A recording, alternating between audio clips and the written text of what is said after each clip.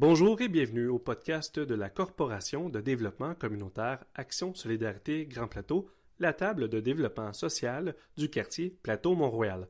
Mon nom est Guillaume Grenon et j'animerai pour vous les épisodes de ce nouveau projet de podcast de quartier.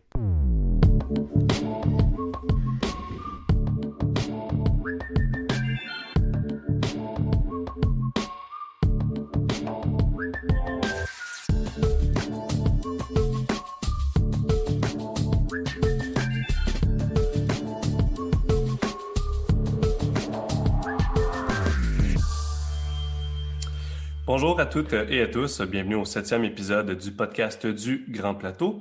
Aujourd'hui au podcast, je suis heureux de recevoir Virginie Larivière, porte-parole et responsable de l'organisation politique pour le collectif pour un Québec sans pauvreté.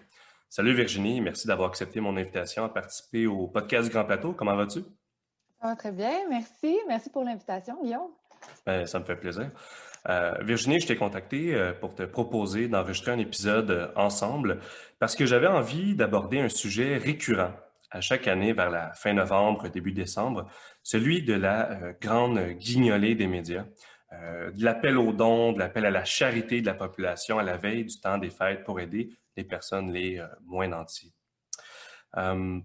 Et j'ai nommé là, l'épisode « Le paradoxe de la charité face à la pauvreté » parce que, pour mettre la table à la discussion aujourd'hui, je dois avouer que personnellement, j'ai toujours un mixed feeling là, vis-à-vis de la guignolée. D'un côté, j'ai le sentiment qu'on arrive en décembre et que là, on a plein de reportages, de sensibilisation sur la pauvreté et sur les besoins des banques alimentaires à la télévision, à la radio, dans les médias sociaux et à l'ouest. Puis, on se fait dire à la TV que c'est donc touchant et injuste la pauvreté, qu'il faut se sensibiliser, qu'il faut agir contre ça. On se fait dire aussi qu'il faut donner là, pour aider là, à ce que tout le monde puisse manger pendant les fêtes. Et pourtant, pour avoir milité dans des organisations de lutte à la pauvreté, je peux affirmer que la lutte à la pauvreté, c'est pas mal la moins sexy des luttes sociales tout au long de l'année. Ça attire pas beaucoup de sympathie de monsieur et madame tout le monde au quotidien. Puis, règle générale, on préfère tout au mieux pousser le sujet sous le tapis ou, pire encore, parfois carrément avoir des propos puis des préjugés complètement décomplexés envers les personnes en situation de pauvreté. Mon malaise tient aussi du fait qu'à travers cet appel à la charité, on a une évidence même que notre filet de sécurité sociale est usé à corde, puis qui échappe plein de monde dans le gouffre de la pauvreté.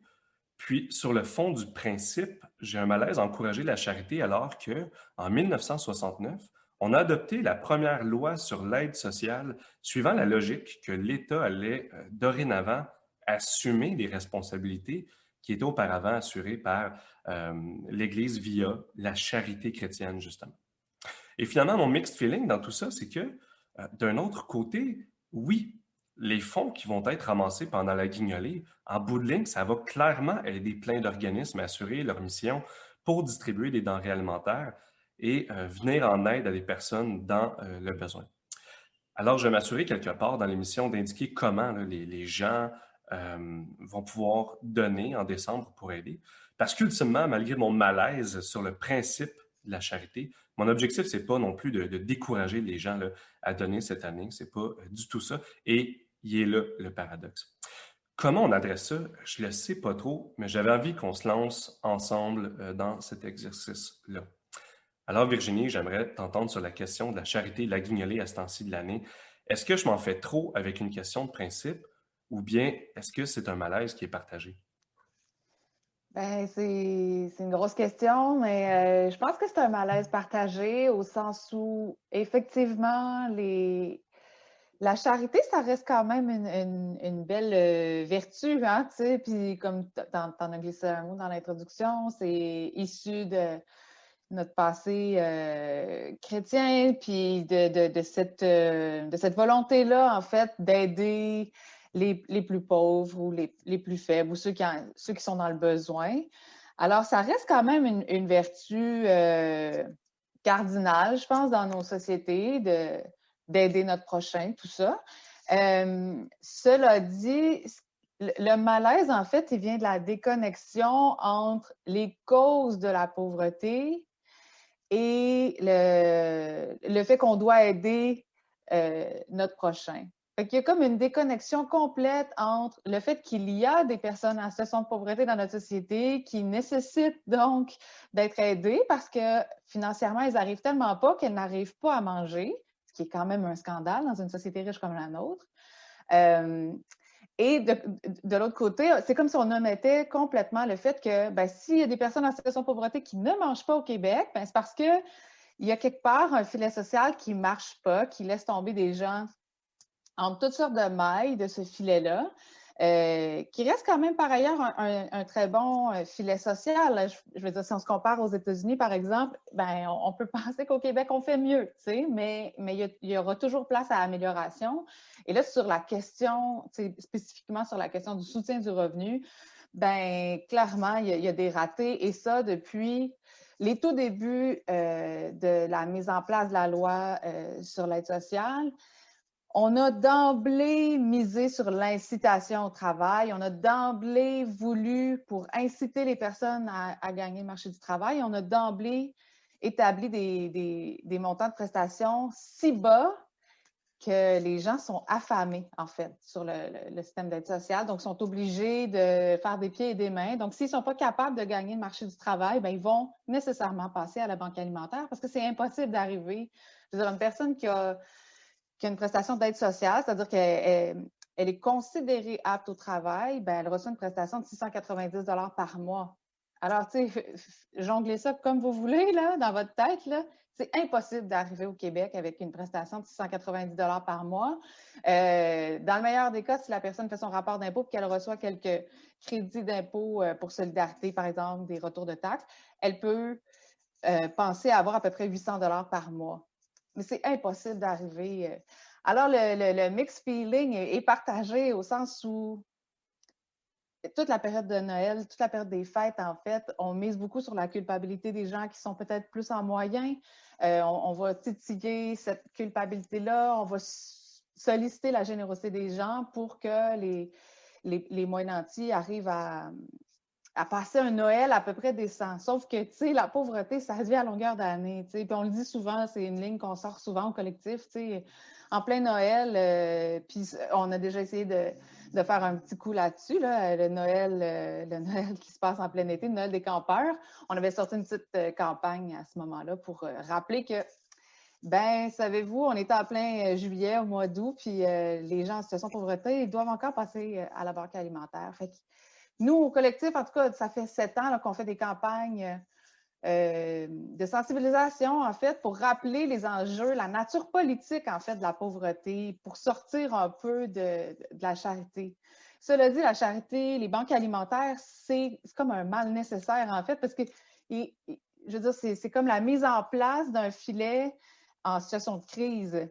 Or, c'est comme la crise se termine jamais. Tu sais, on ne pourrait pas se passer des banques alimentaires. Les banques alimentaires sont devenues, ils font partie de notre filet social. Ce qu'on peut questionner, hein, parce que c'est quand même particulier qu'on ait besoin des banques alimentaires, que le gouvernement mette de l'argent dans ce réseau-là, que le ministre du Travail, de l'Emploi et de la Solidarité sociale, il s'est beaucoup mis en scène là, pendant le printemps dernier parce qu'il a lui-même donné de l'argent à la banque alimentaire de son comté. Il est allé faire du bénévolat dans une banque alimentaire aussi de son comté. Donc, il y a comme toute une mise en scène qui est complètement dépolitisée. Et nous, au collectif, on essaie de ramener un peu ça, la nature politique des enjeux de pauvreté. Oui, je parlais de paradoxe au début de l'épisode, et il y a un thème là un peu aussi, le paradoxe avec quelque chose de symbolique un peu lorsque le ministre de la solidarité qui, qui va Qui refuse, hein, ouais. par ailleurs, il a refusé depuis la fin du mois de mars, donc depuis le début de la crise, que le collectif, mais avec d'autres partenaires, le Front commun des personnes à cité sociale notamment, on demande une aide d'urgence pour que les personnes à cité sociale puissent mieux passer au travers de la crise. Puis là, on pourrait en parler longuement, mais tu sais, je veux dire, parce que Juste pour les auditeurs, les auditrices, il y a des gens qui pourraient se demander, des gens qui sont prestataires de l'aide sociale, qu'est-ce que ça change pour eux, le fait qu'il y a une crise ou, tu sais, Oui. Peuvent se dire, ils n'ont pas perdu leur emploi. Qu'est-ce que ça peut changer pour eux? Pourquoi ils auraient besoin de plus d'aide?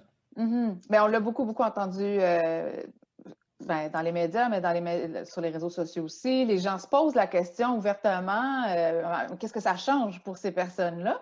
Mais ça change beaucoup de choses. Bon, déjà, les gens prennent pour acquis que les personnes assez sociales, il y a tellement de clichés, puis il y a tellement de préjugés sur la vie des personnes assez sociales, comme si ces personnes-là passaient leur journée à la maison à rien faire, à profiter, je mets vraiment des gros guillemets, là, de l'aide de l'État.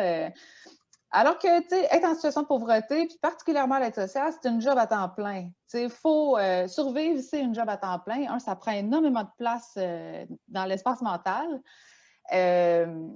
Après ça, je veux dire, on marche beaucoup quand on est en situation de pauvreté parce qu'on n'a souvent pas les moyens d'utiliser les transports en commun, ni d'avoir une voiture. Après ça, il faut que tu arrimes toutes tes journées en fonction des horaires des services qui sont offerts. Tu sais, les personnes vont souvent aller à la bibliothèque ou dans les groupes communautaires pour accéder à Internet ou à un ordinateur, se tenir au courant, donner des nouvelles, tout ça. Après ça, pour la banque alimentaire, ben, tu sais, c'est pas ouvert 24 heures sur 24, 7 jours sur 7. Fait que il y a comme plein de ressources comme ça qui sont très utiles pour la survie, mais avec lesquelles il faut composer. Après, les personnes assez sociales, il y en a beaucoup qui travaillent aussi, tu sais, qui sont pas capables de travailler à temps plein, mais qui sont quand même capables de travailler un peu à temps partiel. Puis, le système d'aide sociale permet aux personnes de garder 200 de ce qu'on appelle les gains de travail permis. Donc, ce 200 $-là, il vient quand même faire une bonne différence dans le mois, tu sais. Puis au-delà du 200 si une personne fait plus que ça, ben l'État va couper à 100% le dollar supplémentaire sur la prestation du mois suivant. Donc, si on fait 201 ben, on est certain que le mois suivant, dans la prestation, on va avoir 1 de moins sur la prestation. Donc, ça aussi, c'est quand même particulier. Puis ce 200 $-là n'a pas été indexé ni augmenté depuis 1998. Alors, on peut se demander ce que 200 $ en 98 peut valoir aujourd'hui, mais il y a comme une volonté gouvernementale, en fait, de maintenir les gens dans la pauvreté. Alors, les personnes donc qui travaillaient ont souvent perdu leur emploi dans la foulée de la pandémie. Donc, ils ont perdu la possibilité d'aller chercher un petit 200 $ de plus. Il y a plein de mécanismes aussi qui fait que les personnes peuvent aller chercher un petit extra. Tu sais, toute la question des bouteilles vides qu'on va porter à l'épicerie, bien, pendant de longs mois, bien, tout ce système-là a été mis sur pause. Mais pour des personnes en situation de pauvreté, ça représente quand même des gains. Tu sais, je veux dire, chaque dollar compte. Hein, quand tu as 690 $ par mois, 10 $ de plus, ça peut faire la différence entre je peux m'acheter une pinte de lait pour un pain de plus. Alors, les personnes ont vraiment vécu des pertes sèches. Là. C'est une économie de la débrouillardise, pour ne pas dire une économie de survie, finalement, là, parce que 690 $ par mois, je veux dire, personnellement, j'ai un loyer décent, là, puis je pourrais même pas... j'y Non, c'est arriverais même pas impossible avec ça. d'arriver. 690 $ par mois, ça, c'est... bon, c'est à notre époque actuelle, mais en dollars constants, est-ce que l'aide sociale a toujours été aussi basse ou plus élevée par le passé depuis la création du programme en 1969? Ça a toujours été des montants trop bas. Ça a toujours représenté. Puis là, c'est difficile de faire des comparaisons parce que nous, aujourd'hui, et depuis quand même quelques années, on travaille avec l'indicateur de la mesure du panier de consommation, la MPC, qui est un indicateur qui nous dit que, ben, pour être capable de couvrir nos besoins de base, ça nous prend un panier de besoins, de services et de choses.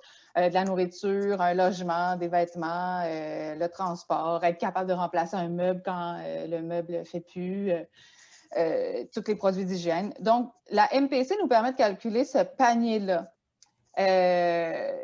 Sauf que l'indicateur n'est pas assez vieux pour nous permettre de faire des comparaisons par rapport au premier montant de l'aide sociale. Mais actuellement, les montants représentent, pour une personne qu'on dit apte au travail, les montants représentent à peu près 52,3% de la MPC. Puis ça, c'est de la MPC 2008, hein, parce que là, Statistique Canada vient de faire une révision de l'indicateur. Ça faisait un bon moment qu'on était dû. Donc là, on est en 2020. Statistique Canada vient de réviser la MPC sur la base des chiffres 2018. Puis là, il y a un bon écart entre les deux indicateurs. Là. La révision fait ça. En fait, on a vu que les logements coûtent plus cher et puis Statistique Canada a considéré que ça prenait une pièce de plus dans le logement. Fait que ça fait évidemment gonfler la facture. Il y a des trucs qui n'étaient pas dans le panier qui s'y retrouvent maintenant. On peut penser à une connexion Internet, un téléphone, pas nécessairement intelligent, mais un téléphone cellulaire. Donc, ça, c'est des nouvelles dépenses. Donc, la MPC donc, est plus élevée. Et là, le gouvernement actuel, qui a des engagements qui sont inscrits dans le dernier plan de lutte contre la pauvreté qui a été déposé en décembre 2017. Dans ce plan-là, le gouvernement s'engageait à augmenter les prestations d'aide sociale de toutes les catégories des programmes à l'aide sociale et de les plafonner à un certain pourcentage de la MPC. Donc, par exemple, pour les personnes qu'on dit aptes au travail, on vise le plafonnement des prestations à 55 de la MPC, ce qui veut dire qu'en janvier prochain, les personnes vont recevoir 10 $ de plus par mois. On se rend compte que la MPC de laquelle faisaient référence aux autres, c'était donc celle de 2008 finalement. Là, elle est mise à jour, donc le ratio de pourcentage n'est plus le même. Le montant c'est vraiment, oui, mais c'est vraiment un grand souci qu'on a, en fait, parce que le gouvernement du Québec n'entend pas utiliser la révision de Statistique Canada. Alors, on est un peu fâchés parce qu'on se dit, OK, mais là, vous avez des outils. Je veux dire, la révision vient de Statistique Canada. On ne peut pas plus sérieux que ça. Alors, on comprend mal le refus du gouvernement d'utiliser la dernière révision de Statistique Canada de cet indicateur-là qui nous dit, ça coûte ça pour vivre en 2018 au Québec. Et qui plus est, la revendication des groupes, finalement, c'est même pas, je veux dire, c'est des revendications à ce niveau-là qui revendiquent que le gouvernement aille de l'avant avec ses propres engagements, finalement. Là, il faut bien comprendre, dans les revendications du collectif, c'est la MPC pour tout le monde. Parce que la MPC, c'est l'indicateur qui nous dit que ça nous prend minimalement ça pour couvrir nos besoins de base. Les besoins de base, ça le dit, c'est de base. Être capable de manger 3 fois par jour, tout le mois, toute l'année, c'est de base. Être capable de se payer un logement décent, c'est de base. Bon, tout ça, c'est de base. Alors, pour nous, ça fait pas de sens, en fait, que des personnes au Québec, dans une société riche comme la nôtre, n'arrivent pas à couvrir leurs besoins de base. Alors, pour nous, c'est indéniablement la MPC pour tout le monde que ça prend. Après, le gouvernement a pris des engagements de plafonner les prestations des personnes assistées sociales à hauteur de 55 pour les personnes dites aptes au travail, à 73 pour les personnes qui ont des contraintes sévères à l'emploi et à 100 ou à peu près là, pour les personnes qui ont des contraintes sévères à l'emploi, mais qui sont sur le programme de solidarité sociale depuis au moins 5 ans et demi. Et là, ce qu'on constate, en fait, c'est que le gouvernement n'a pas l'intention d'arrimer ses engagements avec la mise à jour de Statistique Canada, de la MPC, ce qui ne fait aucun sens. Il n'arrivera pas à tenir ses engagements dans ce cas-là. Les personnes vont comme finalement recevoir moins que 55 de la MPC, donc moins que la moitié de ce que ça prend pour couvrir les besoins de base. C'est indécent. Il n'y a pas d'autre mot. Ce qui est troublant dans la situation, c'est le fait que même la mesure du panier de consommation, là, donc tu le disais, les besoins de base, on parle se loger, se nourrir, se vêtir, le transport, bon, il y en a quelques-uns comme ça, les communications, etc. Même 100% de la mesure du panier de consommation, on n'est pas dans la voie de la sortie de la situation de pauvreté. Là, on est sur la corde, on arrive à peine. Et puis les gens, donc, qui reçoivent moins que la mesure du panier de consommation, il y a un concept pour aborder la question qui a émergé vers la fin des années 90. À l'époque, c'était Lucien Bouchard qui était gouvernement, qui était le premier ministre, et qui commençait à parler mettre beaucoup la rhétorique de l'avant du déficit zéro. Et en réponse à la notion de déficit zéro, du concept de déficit zéro, des groupes communautaires, je pense que le terme a émergé de Centraide du Grand Québec, qui avait mis de l'avant le terme de déficit humain pour les gens qui vivaient sous la mesure du panier de consommation, parce que si tu n'arrives pas à payer tes besoins de base, ben tu vas être obligé de faire des choix entre un besoin de base ou un autre, ce qui peut donner avoir des logements qui sont inadéquats ou être mal logés, mal nourrir et finalement, il y a des conséquences. Le déficit humain, c'est des conséquences sur le plan psychologique ou sur le plan euh, physique. Virginie, le collectif pour un Québec sans pauvreté est né à la fin des années 90, là, alors qu'il se nommait à l'époque le collectif pour une loi sur l'élimination de la pauvreté en 2002. Et comme il y a eu une loi qui a été adoptée là, en ce sens en 2002, le collectif a légèrement révisé son nom pour devenir le nom qu'on connaît aujourd'hui, le collectif pour un Québec sans pauvreté.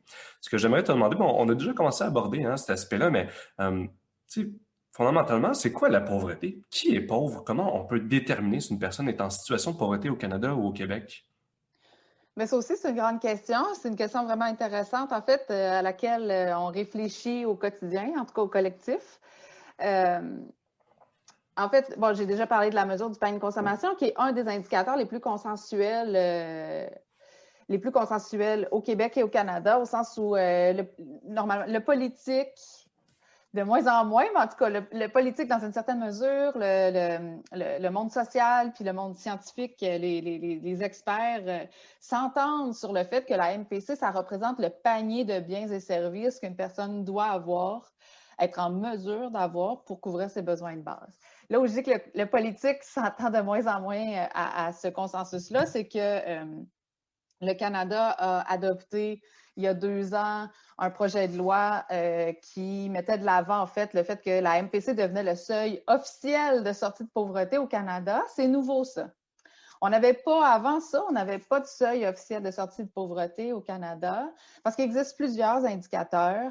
Il y a des indicateurs qui sont utilisés puis qui sont appréciés pour leur capacité à faire des comparaisons internationales ou des comparaisons même entre communautés similaires au Canada, comme la mesure de faible revenu 50 ou la mesure de faible revenu 60. Là, il y a l'IRIS aussi qui a mis de l'avant l'indicateur de revenu viable, qui s'apparente un peu à la MPC, au sens où le revenu viable de l'IRIS, c'est un panier de biens et services. Mais eux, ils ont ajouté la donnée que couvrir les besoins de base, ça ne veut pas dire qu'on est sorti de la pauvreté. Nous, on partage assez bien cette analyse-là.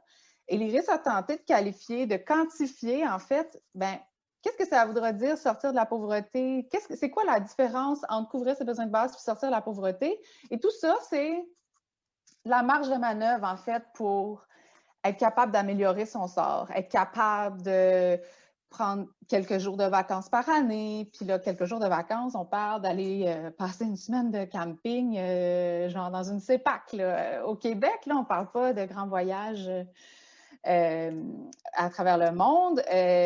Ça veut dire aussi être capable de remplacer le frigidaire quand le frigidaire lâche, parce que ça arrive, parce que je veux dire, la vie est assez inventive pour nous envoyer toutes sortes d'imprévus avec lesquels il faut composer. Puis quand nous, on utilise beaucoup les chartes de couleurs au collectif, donc le rouge, être dans le rouge, tout le monde sait ce que ça veut dire, être dans le rouge. Et donc ça veut dire qu'on ne couvre pas ses besoins de base. Une fois qu'on a la MPC, qu'on couvre nos besoins de base, nous, on dit qu'on se retrouve dans le jaune. Fait qu'on n'est pas encore sorti de la pauvreté, on est toujours en situation très précaire. La situation est fragile. Il suffirait de manquer le travail 2 jours dans la semaine pour retomber dans le rouge ce mois-là. Puis donc, avant de passer du jaune au vert, il y a comme quelques milliers de dollars de différence sur le revenu annuel, en fait, qui fait qu'une personne arriverait dans le vert puis pourrait se dire, OK, là, je peux faire de l'espace mental pour autre chose que ma survie, que le paiement de mes factures, que croiser les doigts pour ne pas avoir un imprévu. Alors, ça, c'est des codes pour essayer de comprendre qu'est-ce que ça veut dire être en situation de pauvreté. Après, être dans le rouge, c'est sûr qu'une personne en situation d'itinérance ou une personne en situation sociale dite apte au travail versus une personne qui travaille à temps plein toute l'année au salaire minimum puis qui arrive tout juste dans le jaune. Évidemment, les situations sont complètement différentes. Il faut être capable de voir ça aussi. Mais bon, ça, c'est des indicateurs, c'est des codes de couleur qui nous permettent de situer à peu près ce que ça veut dire être en situation de pauvreté. Mais il faut aussi réaliser qu'être en situation de pauvreté, ça veut souvent dire être en situation d'exclusion sociale, ne pas avoir les moyens d'aller au restaurant, de suivre les amis, la famille, de pas pouvoir inviter des amis manger à la maison parce qu'on n'a pas les moyens d'inviter des amis à la maison. Puis quand on se fait inviter chez des amis, on n'a pas les moyens d'apporter une bouteille de vin comme c'est pourtant naturel de faire. Alors, il y a beaucoup d'enjeux et d'impacts sur l'estime de soi, la santé mentale, la santé physique, même l'espérance de vie pour les personnes qui sont en situation de pauvreté. Alors, tu sais, au-delà des chiffres et des codes de couleur, il y a vraiment des impacts sur la vie des gens.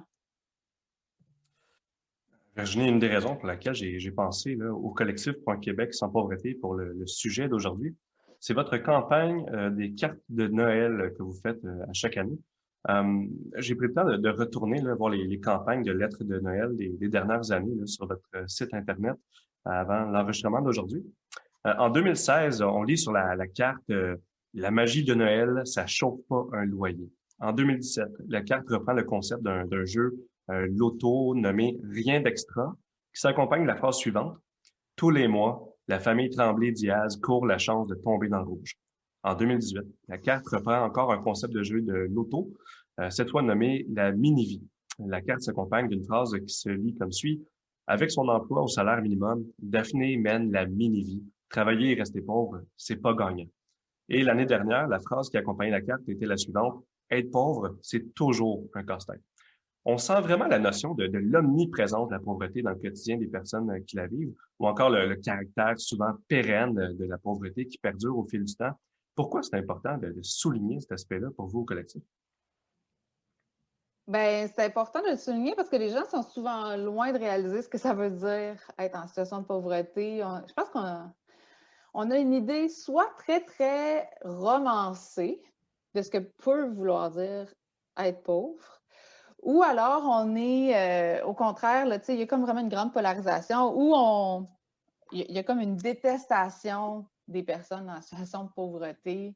On a tendance souvent, puis bon, là, c'est sûr que ça aide pas d'aller lire les commentaires sous les articles du Journal de Montréal qui parlent des situations à l'aide sociale, mais il y a quand même un grand apprentissage à faire à lire ce genre de commentaires-là, mais il y a tellement de préjugés à l'endroit des personnes en situation de pauvreté. Les gens ont l'impression que ces personnes-là font constamment des mauvais choix, hein, que c'est uniquement sur leur incapacité à bien choisir qu'elles sont pauvres.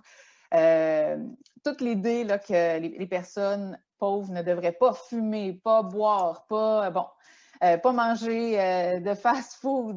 Bon, il y a toutes sortes d'idées un peu préconçues et un peu faciles aussi qui se construisent autour de la pauvreté. Et donc, on va aussi souvent nous servir le fait que c'est si les personnes allaient à l'école ou avaient fait de meilleurs choix quand ils étaient plus jeunes dans leur choix de carrière, par exemple. Ben, ces personnes-là ne seraient pas pauvres, puis que ben, quand on veut, on peut. Donc, à tout moment, c'est possible de se donner l'élan qu'il faut pour sortir de la pauvreté. Or, tout ça, c'est comme faire fi de la réalité, en fait, puis du fait que les personnes, que tout le monde, en fait, vit dans un système qui nous dépasse, un système sur lequel on n'a pas de pouvoir d'agir souvent. Le salaire minimum est trop bas pour qu'une personne qui travaille à temps plein toute l'année puisse sortir de la pauvreté. Je le disais tantôt, une personne qui travaille à temps plein toute l'année, elle arrive tout juste dans le jaune. Alors, tout ça, tous ces mécanismes-là, la hauteur des prestations, la hauteur du salaire minimum, le fait que les personnes n'ont souvent pas de filet social au travail. Hein? Quand on travaille au salaire minimum, on n'a pas de congé payé ou à peu près pas. C'est très rare qu'on ait accès à un syndicat aussi. Donc, tout ça, c'est des enjeux sur lesquels les personnes ont très peu de pouvoir d'agir. Mais quand on a des préjugés envers les personnes en situation de pauvreté, c'est comme si on mettait tout ça de côté et qu'on disait, toi, l'individu en situation de pauvreté, sur tes épaules, tu as la responsabilité de sortir de cette situation. Puis si tu n'y arrives pas, c'est que c'est de ta faute. Alors pour nous, Noël, puis toute la période des fêtes, en fait, c'est une période sur laquelle on mise pour faire de la sensibilisation sur la réalité des personnes en situation de pauvreté. Qu'est-ce que ça veut dire ne pas arriver à longueur d'année? Qu'est-ce que ça veut dire de stresser parce qu'on ne sait pas comment on va payer son hydro puis son loyer ce mois-ci? Quel genre de sacrifice ça représente d'être en situation de pauvreté? Pour nous, c'est important de mettre ça un peu de l'avant, d'autant plus que dans la période des fêtes, on sollicite beaucoup la générosité des gens, tout ça. Mais encore une fois, c'est souvent déconnecté de la nature politique des enjeux. Fait qu'on essaie de faire le pont entre la réalité des gens sur le terrain. Puis bon, ça reste une petite portion de ce que ça peut être, là, la réalité des personnes, versus les choix qui sont faits au gouvernement. J'aimerais compléter le dernier segment de l'émission là, avec un autre paradoxe. Le plus faible taux du nombre de personnes à l'aide sociale depuis 1969 et pourtant une augmentation constante de la demande dans les banques alimentaires depuis les 10 dernières années. Il y a quelques mois, je recevais Maxime Boucher, chercheur pour le groupe de recherche et de formation sur la pauvreté au Québec.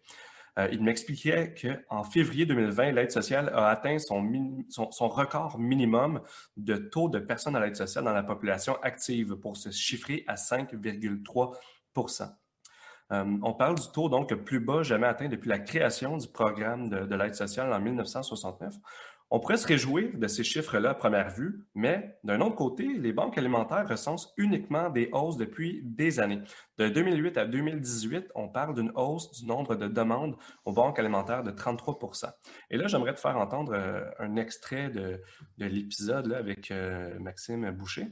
Dans les chiffres des banques alimentaires, ils vont recenser que maintenant, c'est autour de la moitié, un petit peu plus, du monde qui sont sur l'aide sociale, qui vont bénéficier de dépannage alimentaire ou de repas. Alors, donc, ça laisse la place à toute une autre moitié qui n'est pas sur l'aide sociale, puis donc du monde qui travaille puis qui n'arrive pas à boucler les deux bouts là, parce que pour être allé dans des banques alimentaires, quelquefois, faut pas tant en avoir envie. Là. Souvent, c'est du dernier recours et puis on va te demander si tu es vraiment dans le besoin puis si tu prends pas le panier de quelqu'un d'autre. Donc, c'est pas, on va pas là pour le plaisir là, puis pour sauver son épicerie là, dans une banque alimentaire. Là. On y va parce qu'on en a besoin. Virginie, par rapport à cet extrait-là, j'aurais deux questions là, qui me viennent en tête pour toi. Bon, on sait, là, on connaît une crise sanitaire sans précédent depuis quelques mois. J'ai pas les chiffres avec moi sous la main, là, mais les banques alimentaires lèvent des drapeaux rouges depuis quelques semaines. La demande, elle a explosé et c'est donc dire que, évidemment, la situation est encore pire que le 33 d'augmentation entre 2008 et 2018. Est-ce que la COVID, d'abord, nous a révélé des choses sur la pauvreté ou sur l'approche gouvernementale face à la pauvreté, comme on en parlait tantôt, et aussi par rapport à l'extrait là, de Maxime Boucher. Est-ce que chez vous, au collectif, ça fait écho là, à vos observations au fil des dernières années? Ça va être intéressant de voir, là, il est un peu tôt, en fait, pour faire ce genre de bilan-là, mais on le sait que depuis 10-15 ans, il y a à peu près une personne sur 10 au Québec qui ne couvre pas ses besoins de base, c'est-à-dire qu'elle se trouve dans le rouge. Et ça, peu importe les mises, les politiques qui sont mises de l'avant, les mesures politiques qui sont mises de l'avant, qui sont très, très clientélistes. Hein. On va aider les familles, on va aider les enfants, on va aider les personnes aînées. Et souvent, les personnes qu'on va oublier là-dedans, c'est les personnes seules, puis les couples sans enfants, qui vont se retrouver finalement les grandes oubliées des mesures politiques. La COVID, en fait, ce qu'elle révèle, c'est que, non seulement il y a des personnes qui ne couvrent pas leurs besoins de base et qui nécessitent d'aller à la banque alimentaire au quotidien, la COVID révèle en fait qu'il y a beaucoup de gens qui sont dans le jaune, qui sont en situation de précarité, là, qui est toujours de la pauvreté. C'est des situations super fragiles, mais qui fait que si on perd son emploi puis qu'il n'y a pas de filet de soutien du revenu qui vient rattraper, puis la PCU est arrivée un genre de 2-3 semaines après le début de la crise, pendant ces 2-3 semaines-là, il y a eu une explosion des demandes dans les banques alimentaires. On s'est rendu compte, on le sait, on le savait, qu'il y a beaucoup de ménages qui vivent de paye en paye, puis qui, s'ils passent un tour sur une des payes, ça ne marchera plus, ils n'y arriveront plus.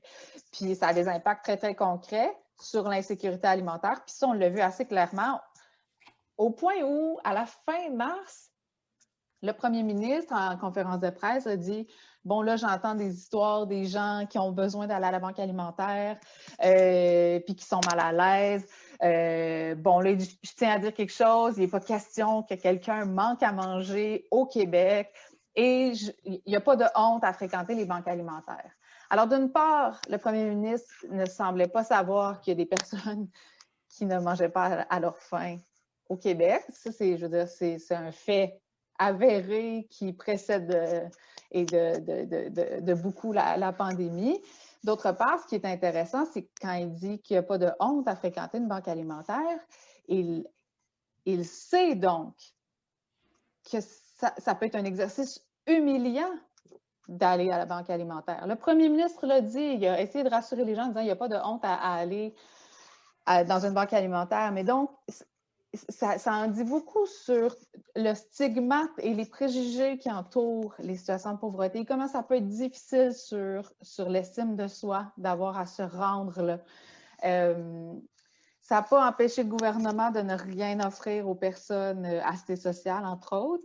Et on sait que la PCU a grandement aidé beaucoup, beaucoup de gens. La crise aurait été phénoménale si ça n'avait pas été de la PCU, qui a reçu par ailleurs un lot de critiques du gouvernement du Québec et des lobbies patronaux aussi, mais qu'il faut quand même saluer parce que sinon la crise aurait été démente. Alors, bon, pour le bilan du nombre de personnes qui ont eu à fréquenter les banques alimentaires, qui se sont retrouvées en situation de pauvreté versus celles qui, grâce à la PCU, ont amélioré leur situation, il faudra attendre un peu, mais en tout cas, on sait très, très clairement que la crise a révélé plein de choses. Oui, puis ça, d'ailleurs, par rapport à la PCU, puis l'idée d'un revenu de base ou d'un revenu universel, je pense que ça pourrait faire le sujet éventuellement d'une autre personne invitée pour faire un épisode au complet sur la question, parce que c'est pas nouveau comme idée. Je trouve intéressant, je retiens dans ce que tu viens de dire, pour les gens qui vivent, les familles qui vivent de paye en paye, lorsque la chaîne débarque, on fait quoi? Parce que la prochaine paye qui rentre, elle ne peut pas venir nous pader sur la dernière paye qu'on a eu un pépin à payer. On n'a pas de marge. Rapidement, là, on a encore quelques minutes. Depuis le début des années 2000, là, il y a eu 3 plans de lutte contre la pauvreté. Je parle de plan gouvernemental. Là. Le 3e plan de lutte est en cours présentement. On en est où concrètement dans la lutte à la pauvreté au Québec? Est-ce qu'on a réellement fait du progrès depuis le début des années 2000? Mais ça dépend tellement de la perspective qu'on adopte. On ne pense pas au collectif qu'on a réussi. Je veux dire, le nombre de personnes, je le disais tout à l'heure, hein, ça fait au moins 15-20 ans qu'il y a à peu près au Québec 1 personne sur 10 qui ne couvre pas ses besoins de base. Les visages de la pauvreté ont beaucoup changé. On a été très, très, c'est ça, clientéliste dans notre façon de mettre en place des mesures pour aider les personnes qui sont en situation de pauvreté. Alors, il y a tellement à faire. Nous, on a du mal à comprendre, en fait, pourquoi le gouvernement n'adopte pas une approche plus universelle dans les mesures de soutien du revenu. Et pourtant, quand on parle aux individus qui sont à l'intérieur du gouvernement, ben, je veux dire, ils semblent comprendre tous les mécanismes, mais c'est comme si la volonté politique entre reconnaître que c'est difficile, la pauvreté, reconnaître que la MPC, ça suffit pas, en fait, la moitié de la MPC, ça suffit pas pour survivre. Tout ça, en tout cas, pour les individus qui sont au sein du gouvernement ou dans l'opposition que j'ai pu rencontrer, tout ça est admis. Mais c'est comme si dans le contrat social, il y avait quelque chose qui passait pas, entre autres dans l'opinion publique, mais dans l'électorat aussi, à l'idée qu'on donne de façon plus généreuse aux personnes en situation de pauvreté, même si ces personnes-là admettent que le système en lui-même est mal monté, tu sais, puis crée de la pauvreté. Alors, nous, on pense que mettre en place une campagne contre les préjugés envers les personnes en situation de pauvreté, ça aiderait grandement, d'une part, à permettre à l'ensemble des citoyens de comprendre ce que ça veut dire être en situation de pauvreté et à quel point l'individu a, bien sûr, à voir avec sa situation, mais pas entièrement. Il y a plein de choses auxquelles, je le disais tantôt, on est dans un système sur lequel on a très peu de pouvoir d'agir. Alors, si on avait une campagne contre les préjugés envers les personnes en situation de pauvreté, nous, on pense que ça aiderait. C'est une des revendications que le collectif porte au gouvernement depuis 20 ans maintenant. Une campagne gouvernementale, donc... Oui, une campagne gouvernementale. Un peu comme à l'image des campagnes sociétales que le gouvernement a déjà faites. Entre autres, quand on a décidé au Québec qu'il fallait s'attacher en voiture, qu'il fallait porter la ceinture de sécurité, Ben, le gouvernement a mis des sous dans une campagne et des moyens dans une campagne sociétale pour que les gens adoptent ce nouveau comportement. La même chose quand le gouvernement met de l'avant des campagnes sociétales contre l'homophobie, par exemple. Bon, nous, on pense que si le gouvernement mettait des moyens, des ressources dans une campagne contre les préjugés envers les personnes en situation de pauvreté, ben, ça aiderait, d'une part, à amoindrir un peu les préjugés que les personnes ont. Les gens, des fois, ont des préjugés, mais on ne sait plus d'où ça vient, ce préjugé-là. On ne sait plus si on a vu ça dans les bougons ou si on l'a entendu d'un cousin ou d'une tante au party de Noël. Tu sais, je veux dire, c'est tellement ancré dans notre imaginaire collectif que les personnes assistées sociales, particulièrement, sont des profiteuses, des paresseuses. Bon, tous ces préjugés-là, je veux dire, c'est ancré depuis tellement longtemps qu'on pense qu'il faudrait juste mettre un peu de ressources dans une campagne sociétale pour aider à les amoindrir puis à réaliser que, c'est pas tout à fait juste comme portrait, ça. Oui, puis un truc à laquelle on n'aura pas de réponse parce que les données sont beaucoup trop difficiles à cerner d'un point de vue de la recherche, j'imagine, mais quel est le coût pour une société de maintenir un taux de personnes en situation de pauvreté? Et, tu sais, il y a des répercussions sur les coûts en santé ou bref, on n'aura pas de réponse à ça, mais c'est une question qui demeure, même pour les gens qui pourraient avoir une préoccupation d'abord économique dans leur discours. Avant de conclure l'épisode, Virginie, j'aimerais savoir de quelle manière les gens intéressés par les activités du collectif pour un Québec sans pauvreté peuvent-ils vous suivre? Est-ce qu'il y a des événements là, ou des activités à venir de votre part dans les prochaines semaines ou les prochains mois? Oui, bien, on peut toujours suivre, en fait, le site Internet du collectif qui est en train d'être revampé. Ça va être plus le fun de naviguer sur notre site dans peu de temps. Là, en ce moment, c'est un peu lourd, mais alors, sur le site Internet du collectif, qu'on peut joindre au pauvreté.qc.ca. Sinon, sur la page Facebook du collectif, on relaie quand même beaucoup d'informations, des articles, des campagnes qu'on mène. Mais en ce moment, on mène vraiment une campagne sur la révision de la mesure du panier de consommation par Statistique Canada. On demande au gouvernement du Québec d'adopter la nouvelle révision de la MPC parce que ça va faire une différence dans la poche des personnes assistées sociales, là, notamment. Entre autres parce que j'en ai parlé tantôt, mais si on n'adopte pas les derniers outils qui sont à notre disposition, puis qu'on tient nos engagements puis nos promesses sur de vieux outils, ça fait juste pas de sens. Alors ça, c'est une des campagnes qu'on mène en ce moment. On peut aller sur le site Internet du collectif, puis on peut participer comme individu ou comme organisation, envoyer une lettre au ministre du Travail, de l'Emploi et de la Solidarité sociale, Jean Boulet, pour lui rappeler à l'importance d'adopter la MPC révisée, mais on peut aussi faire l'exercice de remplir un budget qu'on a appelé le budget impossible, si je ne me trompe pas. En fait, avec la prestation d'une personne assistée sociale, comment est-ce que c'est possible de passer le mois? Puis on se rend vite compte que c'est pas faisable, c'est vraiment un budget impossible. Donc ça, c'est une des campagnes sur laquelle on met beaucoup d'énergie en ce moment. Très bien, merci beaucoup. De mon côté, je tiens à souligner que la grande guignolée des médias sera de retour cette année du 23 novembre au 24 décembre 2020. Malgré les critiques d'aujourd'hui en début d'épisode de ma part envers le principe de la charité pour pallier aux besoins d'une prise en charge de l'État pour offrir un filet de sécurité sociale adéquat, j'invite tout de même les auditeurs et les auditrices à rester à l'affût, à suivre la campagne de la guignolée et à donner, si c'est possible pour vous.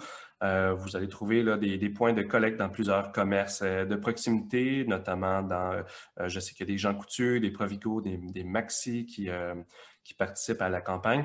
Il va sans dire là, que l'aide apportée sera particulièrement importante cette année pour travailler moi-même dans une table de quartier. Je vous garantis que tous les dons vont servir à aider les gens. Il n'y a rien qui se perd là-dedans. Virginie, je te remercie chaleureusement d'avoir accepté mon invitation de participer à l'enregistrement de cet épisode de podcast du Grand Plateau aujourd'hui. Ça a été un réel plaisir là, de discuter de certains enjeux reliés à la lutte à la pauvreté, puis de te recroiser, parce qu'on s'est croisé à quelques occasions dans la lutte, justement, dans les dernières années. Donc, ça m'a fait un réel plaisir. Merci beaucoup. Ça a vraiment été un plaisir aussi pour moi. Merci.